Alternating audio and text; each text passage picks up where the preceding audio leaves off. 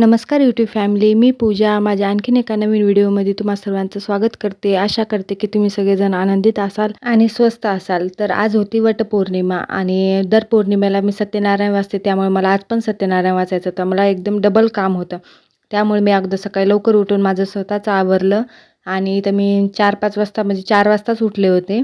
आणि अगोदर तर मी स्वतःच वगैरे आवरलं, घरं वगैरे साफ केले, पुसून घेतले, बाहेर अंगण वगैरे झाडलं, रांगोळी वगैरे काढली आणि नंतर मग मी स्वतःच आवरून आले इथं पूजा मांडण्यासाठी. कारण अगोदर म्हणलं की ब्रह्ममुहूर्तावर सत्यनारायण वाचून घ्यावा आणि नंतर बाकीचे कामं करावेत. कारण आज पुरणाचा पण स्वयंपाक करायचा होता, पण पुरणाचा स्वयंपाक मला संध्याकाळी करायचा होता, सकाळून नाही. त्यामुळे थोडंसं ते एक काम मला म्हणजे कमी होतं. तर मग नंतर मी इथं सत्यनारायणची पूजा मांडण्यासाठी घेतली आणि याच्यामध्ये माझं काही चुकलं असेल तर त्यासाठी अगोदरच सॉरी म्हणते.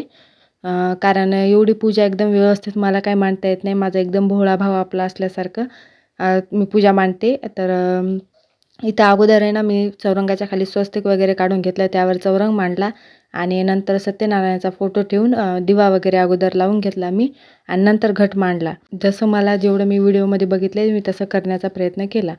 तर इथं मी सत्यनारायण स्वतःच वाचते, म्हणजे ब्राह्मणाला बोलून वगैरे वाचत नाही. इथं मी स्वतःच वाचते दर महिन्याला. तर ह्यावेळेस पण मी स्वतःच वाचला होता.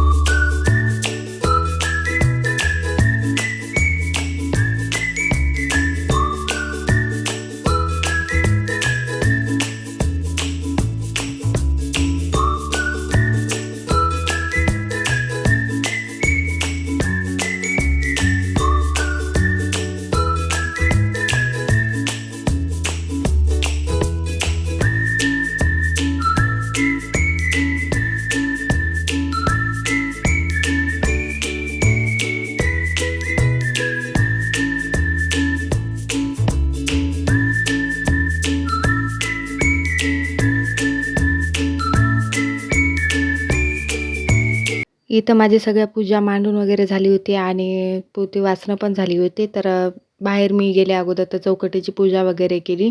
तिथं छोटीशी अशी रांगोळी काढली. तर रांगोळीकडे लक्ष देऊ नका, म्हणजे वाकडे-तिकडे फुलं झाले होते त्याचे. पण काढली, चौकटीची पूजा वगैरे केली. नंतर आतमध्ये आले घरात आणि बाकीच्या कामाला लगेच लागले, कारण मला स्वयंपाक करायचा होता. पिल्लूला शाळेत पण पाठवायचं होतं. त्याच्यात टिफिनची तयारी तर मी करत होते. अगोदर तर मी इथं भाजी बनवून घेतली आणि लगेच पोळ्या वगैरे करून घेतल्या, कारण त्याला शाळेत काढून देणं आणि मला लगेच आवरायला घ्यायचं होतं.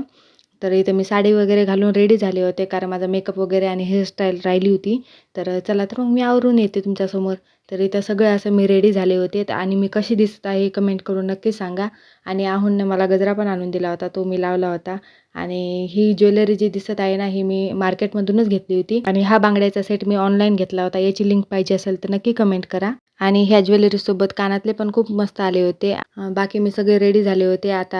आणि जे मी पूजेचं ताट आणलं होतं ना, ते पण मी तुम्हाला दाखवते. ते रेडी करून ठेवलं होतं मी. आणि हे बघा, ते पूजेचं ताट कसं दिसत आहे मला कमेंट करून सांगा. आणि चला तर मग अगोदर वडाची पूजा करून घेऊयात, कारण खूप उशीर झाला होता अगोदरच मला रेडी व्हायला. आणि इथं गेली मी वडाची पूजा करण्यासाठी. अशी वडाची पूजा करून घेतली मी आणि नंतर आमचे फोटो काढणं चालू होते. फोटो वगैरे काढले तर घरी आले, लगेच स्वयंपाकाला लागले मी. तर चला तर मग आजच्या व्हिडिओमध्ये इतकंच. भेटूयात पुढच्या व्हिडिओमध्ये. तोपर्यंत बाय.